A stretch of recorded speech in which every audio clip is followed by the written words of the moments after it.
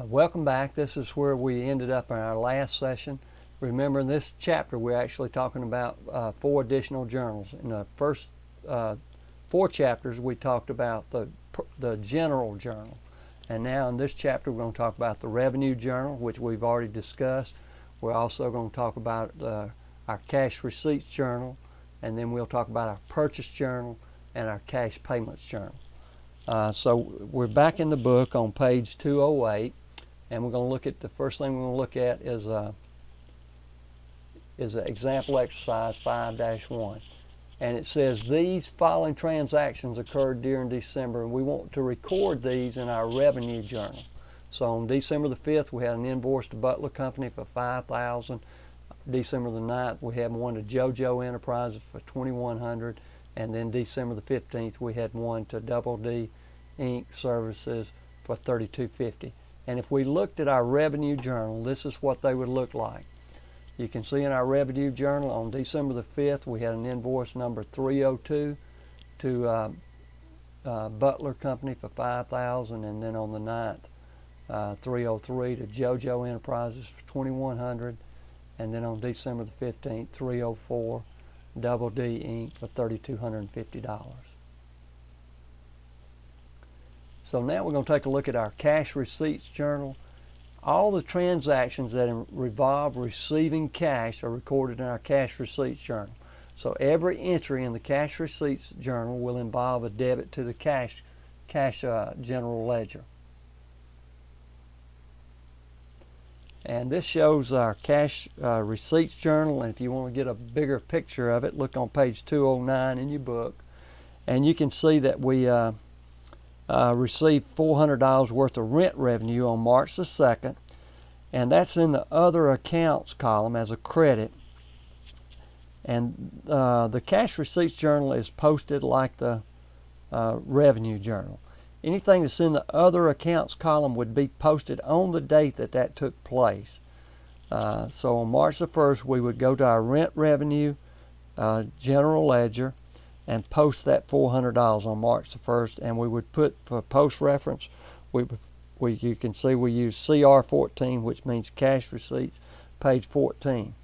Now the money, most of the cash receipts we'll have will be from our customers. You can see we had $3,400 from Web Cantina, $2,200 from Accessories by Claire, and $1,750 from Wrap Zone.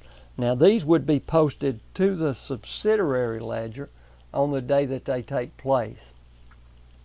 So you can see I took the $3,400 and put it in Web Cantina's account on the 19th, the day that it took place. The $2,200 went to Accessories by Claire on the 28th, and then the $1,750 went to Wrap Zone on the 30th. And then at the end of the month we total up our columns. Since we post the other accounts, the column on the day that occurs, we just put a check mark under it.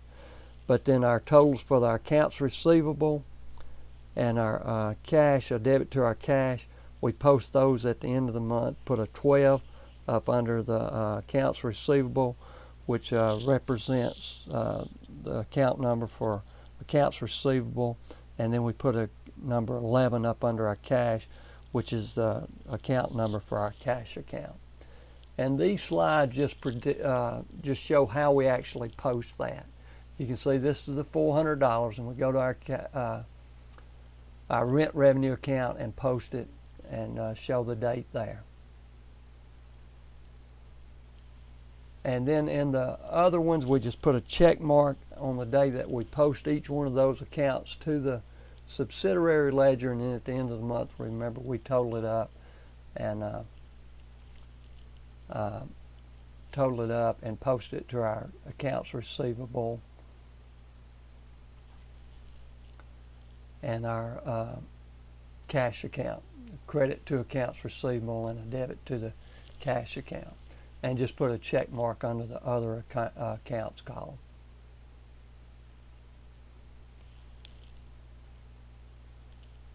The other thing we want to make sure we always do is to check our subsidiary ledger and make sure that it balances out with our accounts receivable general ledger or the control account. And this represents a simple report we can do to make sure that that's in balance.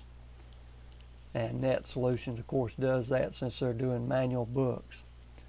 Now we're going to take a look at another example exercise, and this one's on page 211 in your book. It's example exercise 5-2. And it says we've got two transactions here, and they want us to describe what each one of those transactions represents. On July the 7th, you can see we have an invoice number 35, and that's recorded in our revenue account. So we billed out Sweet Tooth Connections $86 on July the 7th. On July the 31st, Sweet Connections made a payment of $122, and you can tell that because it says from the cash receipts journal. The R means the revenue journal, and the CR means cash receipts journal. And this is an explanation. Provided services of $86 to Sweet Tooth Connections on invoice number 35, and it was posted from page 12 of the revenue journal. And then on the 31st, we had received $122 cash from Sweet Tooth Connections, paying invoice number 31, and it was amount posted from page 4 of the cash receipts journal. So now we're going to talk about our purchases journal. The purchase journal was designed for recording all purchases on account. And this is a picture of our purchase journal, and if you want to look at a bigger picture of it, you can find it on page 212 in your book. And you can see in this purchase journal, it's similar to the cash receipts journal. We have a similar layout. The main purpose of the purchase journal is for things that we're buying on account, and most of this will be for things that either supplies or things that we're reselling. And so you can see our first column is our accounts payable, because we're always going to be crediting accounts payable. The next column is supplies, because that's where most of our transactions will be.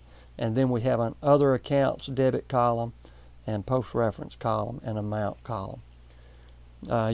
From this journal, you can tell that on March the 3rd, we bought $600 worth of supplies from Howard Supplies, and you can see how that $600 was posted to Howard Supplies subsidiary ledger on March the 3rd. And then I'm going to jump down to the 12th. On the 12th, we bought $2,800 worth of office equipment from Jewett Business Services, and that would be posted on the day that transaction directly to our office equipment account, and you can see that under office equipment on March the 12th. And the P11 means purchase journal, page 11. So we debited the office equipment $2,800, and we go ahead and write our post reference. This one we treat the same way we did the other one, and this is some more pictures just showing how the journal would actually look, and then how it's posted. The office equipment, like I said, would be posted on the date that that's taken place. This shows how we post to the subsidiary ledger for our accounts payable. Howard Supplies, the $600 went straight to Howard Supplies from page 11 of our purchase journal. And then the office equipment, like I said, that one's a little different. We post that debit, even though we're not posting the debits from our supplies until the end of the month. Anything that's in the other accounts, we post it on the day that it occurs.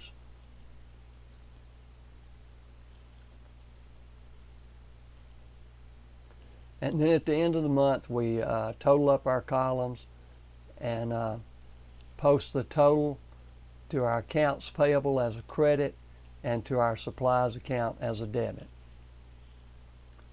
And now we're going to take a look at another example exercise, and this one's on page 213 in your book, right down at the bottom of the page.